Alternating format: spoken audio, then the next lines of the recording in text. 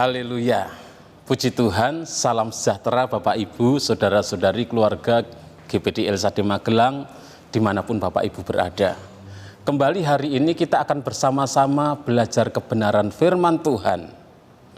Renungan firman Tuhan saya ambil dari kitab 1 Tawarik pasal yang kelima ayat 25 dan 26. 1 Tawarik pasal yang kelima ayat 25 dan 26 saya akan bacakan, demikian bunyi firman Tuhan. Tetapi ketika mereka berubah setia terhadap Allah nenek moyang mereka dan berzinah dengan mengikuti segala Allah bangsa-bangsa negeri yang telah dimusnahkan Allah dari depan mereka, maka Allah Israel menggerakkan hati Pul, yakni Tilgat-Pilneser, Raja Asyur. Lalu raja itu mengangkut mereka ke dalam pembuangan, yaitu orang Ruben, orang Gad, dan setengah suku Manasye.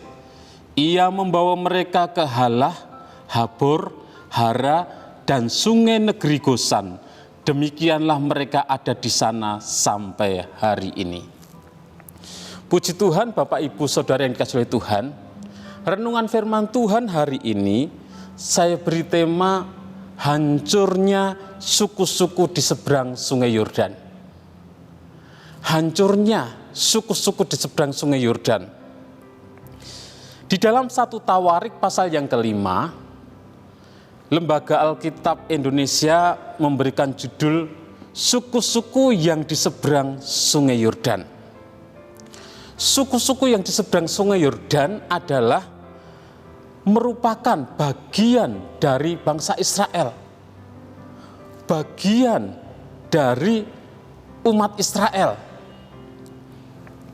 Sebelum menduduki Kanaan, Israel harus berperang melawan bangsa-bangsa yang ada di sisi timur sungai Yordan. Itu dicatat di dalam Bilangan pasal 21 ayat 21 sampai 35. Dan ketika Israel dapat mengalahkan orang-orang yang tinggal di bagian timur dari sungai Yordan tersebut, maka Musa menyerahkan wilayah tersebut kepada suku Ruben, suku Gad, dan juga setengah dari suku Manasye. Itu sebabnya suku Ruben, suku Gad, dan setengah dari suku Manasye mereka tinggal di seberang sungai Yordan. Mereka tinggal di sebelah timur dari sungai Yordan. Terpisah dengan bangsa Israel yang lain, suku-suku yang lain, terpisah oleh sungai Yordan. Dan suku-suku yang ada di seberang sungai Yordan atau di sebelah timur sungai Yordan, baik suku Ruben, suku Gad, dan setengah dari suku Manasye, ketika mereka berperang melawan orang Hagri, orang Yetur, orang Nafis, dan orang Nodab, Tuhan memberikan kemenangan kepada mereka. Karena apa? Karena mereka percaya kepada Tuhan dan berseru kepada Tuhan. Di dalam 1 Tawarik pasal yang kelima ini, saya akan bacakan ayat yang ke-20. Mereka mendapat bantuan melawan orang-orang itu, sehingga orang Hagri itu dengan semua orang yang mengikutinya menyerahkan diri ke dalam tangan mereka. Sebab mereka telah berseru kepada Allah dalam pertempuran itu, maka Ia mengabulkan permintaan mereka, sebab mereka percaya kepadanya. Jadi kalau kita baca dalam 1 Tawarik pasal 5 ini, mulai ayat yang ke-18 sampai ayat yang ke-22. Di sana diceritakan suku-suku yang ada di seberang sungai Yordan, yang ada di sebelah timur sungai Yordan, suku Ruben, suku Gad, dan setengah dari suku Manasye. Mereka ketika berperang melawan orang-orang yang ada di situ, mereka memperoleh kemenangan karena Tuhan menolong mereka. Mengapa? Karena mereka percaya kepada Tuhan. Karena mereka berseru kepada Tuhan, berdoa kepada Tuhan. Karena mereka beribadah kepada Tuhan, sehingga Tuhan menolong mereka. Mereka mendapatkan kemenangan yang besar. Mereka bisa menduduki tempat itu, tinggal di situ. Mereka mendapatkan banyak harta rampasan dan lain sebagainya. Namun sangat disayangkan, di dalam 1 Tawarik pasal yang kelima, ayat 25, kita sudah membaca, sangat disayangkan. Mereka berubah setia terhadap Allah dan mengikuti segala Allah bangsa-bangsa negeri yang telah dimusnahkan Allah dari depan mereka. Mereka yang dulu percaya kepada Tuhan, berseru kepada Tuhan, Tuhan menolong mereka, Tuhan memberikan kemenangan kepada mereka. Namun dengan berjalannya waktu, suku-suku yang ada di seberang sungai Yordan, mereka berubah setia. Mereka meninggalkan Tuhan. Mereka beribadah kepada Allah dari bangsa-bangsa lain yang tidak mereka kenal. Karena mereka meninggalkan Tuhan, mereka berzinah dengan menyembah kepada Allah-Allah lain, maka Allah menghukum mereka dengan mengizinkan Asyur menghancurkan mereka. Allah menggerakkan hati dari Raja Asyur, dari Pul, untuk datang menyerang, menghancurkan mereka. Inilah penyebab hancurnya suku-suku yang ada di seberang sungai Yordan. Karena mereka berubah setia. Mereka tidak setia kepada Tuhan.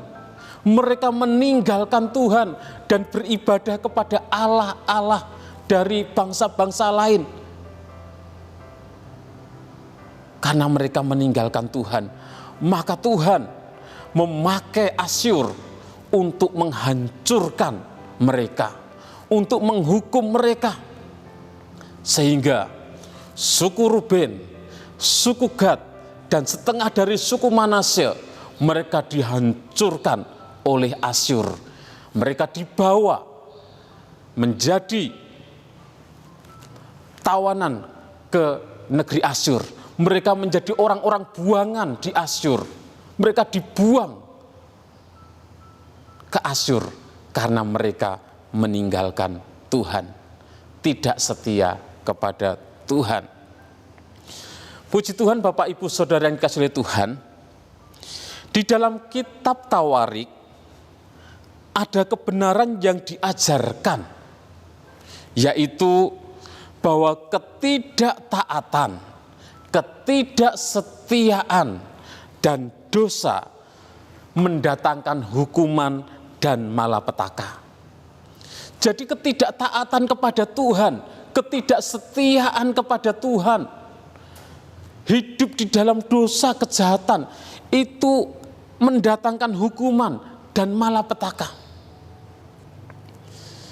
Namun sebaliknya, ketika umat Tuhan hidup di dalam ketaatan, umat Tuhan hidup di dalam kesetiaan, umat Tuhan hidup takut kepada Tuhan, maka itu mendatangkan sejahtera dan berkat Tuhan.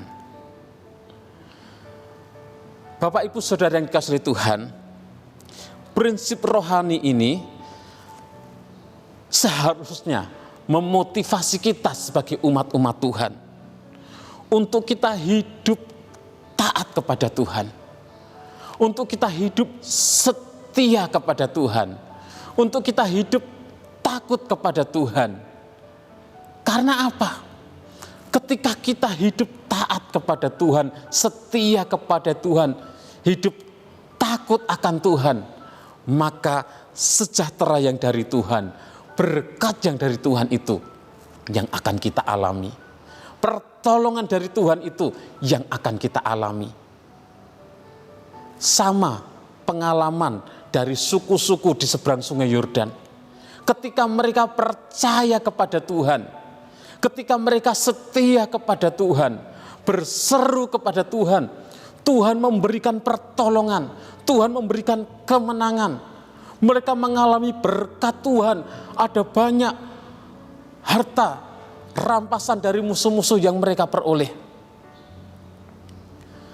Namun saat mereka tidak setia kepada Tuhan, meninggalkan Tuhan, beribadah kepada Allah dari bangsa-bangsa lain, maka hukuman Tuhan yang datang. Tuhan memakai Asyur, Tuhan mengizinkan Asyur untuk menghancurkan mereka dan membawa mereka ke pembuangan di negeri Asyur. Dan tentunya Bapak Ibu Saudara yang kasih Tuhan, kita merindukan hidup kita itu ditolong oleh Tuhan. Kita merindukan hidup kita diberkati oleh Tuhan. Kita merindukan hidup kita itu mengalami damai sejahtera yang dari Tuhan. Jadi biarlah kita mau terus hidup taat kepada Tuhan, terus setia kepada Tuhan, terus hidup takut akan Tuhan. Maka sejahtera dari Tuhan dan berkat Tuhan, pertolongan Tuhan, penyertaan Tuhan yang akan kita alami dalam hidup kita. Mari Bapak Ibu Saudara yang kasih Tuhan, kita mau berdoa kepada Tuhan. Dia Allah yang tidak berubah.